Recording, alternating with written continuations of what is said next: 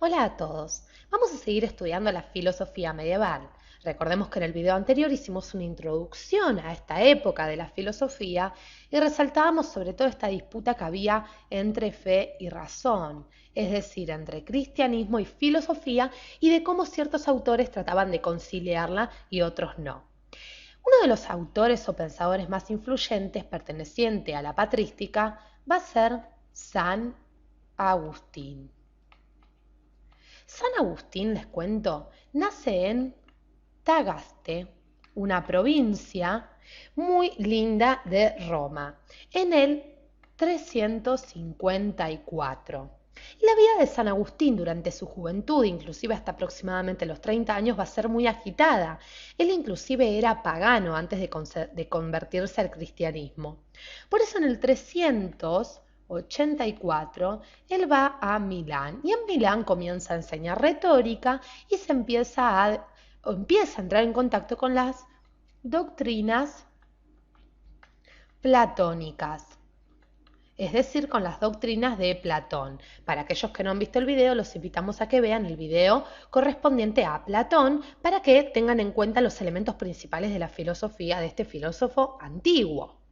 Pero el 384, decíamos, va a Milán, San Agustín se embebe de las doctrinas platónicas y en el 386 pasará algo que cambia su vida. Se convierte al cristianismo y a partir de allí comenzará a desarrollar una filosofía propiamente cristiana o religiosa, introduciendo también elementos de la filosofía platónica. Inclusive les cuento que en el 391 él se convierte en obispo de Hipona. Por eso San Agustín lo conocerán en muchos textos como San Agustín de Hipona. Pero vamos a conocer ya mismo su filosofía, para poder ver esta mezcla, como comentamos en el video de filosofía medieval, que se hacía entre fe y religión. San Agustín, para que nos quede bien en claro.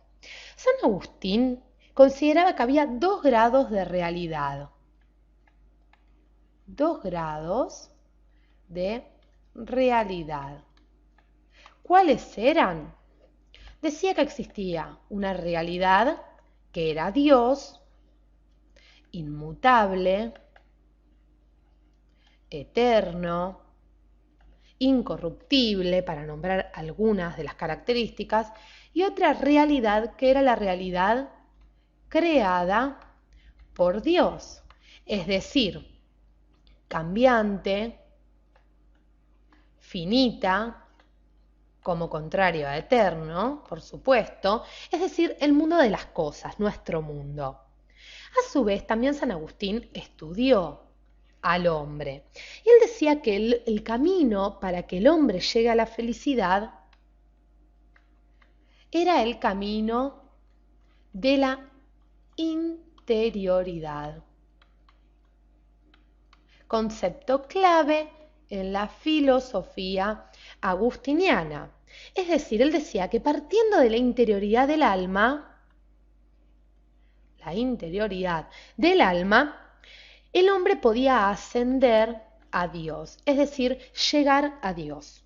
Como vemos entonces, hay una mezcla de antropología con cristianismo, con teología. Pero lo importante para Agustín era explicar la relación entre el alma humana y Dios. Entonces, fe y razón, decía, son tan solo caminos de los cuales nosotros como hombres teníamos que servirnos para emprender este camino hacia Dios, para poder llegar a Dios, hacia la verdad. Pero esto no es todo, amigos. Vamos a seguir con este estudio de la filosofía agustiniana. ¿Por qué? Porque San Agustín también decía que el hombre conoce gracias a la luz natural de Dios. Gracias a la luz natural de Dios. Ahora bien, ¿cómo explicamos esto? San Agustín dice que Dios irradia nuestra razón con su luz. Y por ese motivo nosotros podemos contemplar las verdades universales y eternas. Por eso entonces podemos contemplar las verdades universales y eternas. Y sigamos explicando un poquito más esto. Porque San Agustín dice que nuestra mente posee verdades inmutables, es decir, verdades que están en la mente de todos por igual. Verdades en la mente de todos por igual, es decir, vos que estás viendo este video, yo, tu vecino, tu mamá, tus amigos, todos poseemos las mismas verdades en nuestra mente. Y será Dios el que va a abrir nuestra mente para que nosotros podamos acceder a estas verdades. Dios vendría a ser, recordando un poquito la filosofía platónica, el fundamento del mundo de las ideas. Todo lo que existe, dice San Agustín, fue creado por Dios. Ya creo que Dios va a crear el mundo siguiendo modelos o ideas que ya estaban en su mente.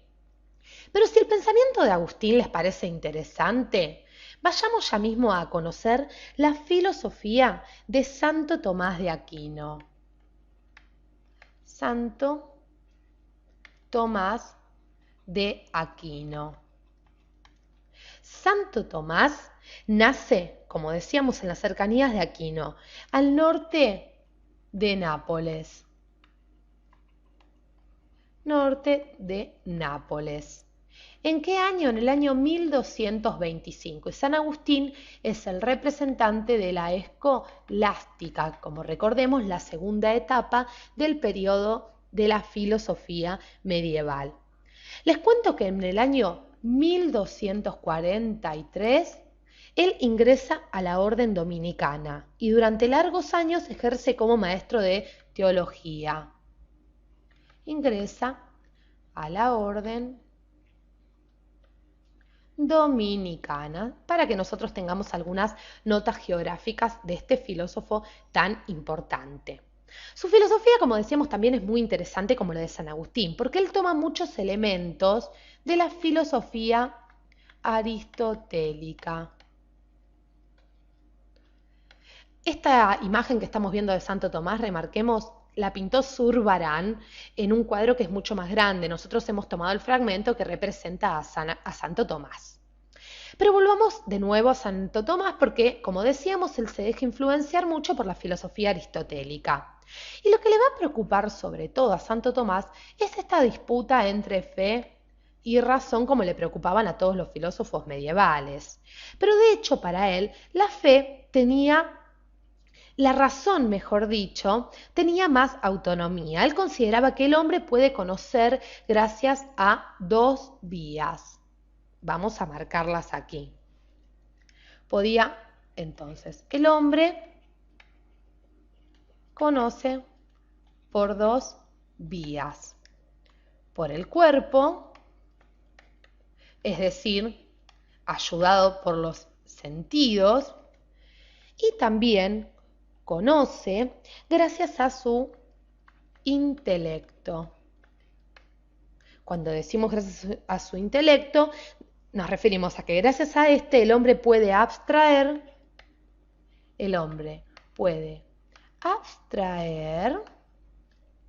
de las cosas sensibles sus formas o esencias y remontarse al mundo espiritual. Entonces, gracias al intelecto, el hombre puede abstraer de las cosas sensibles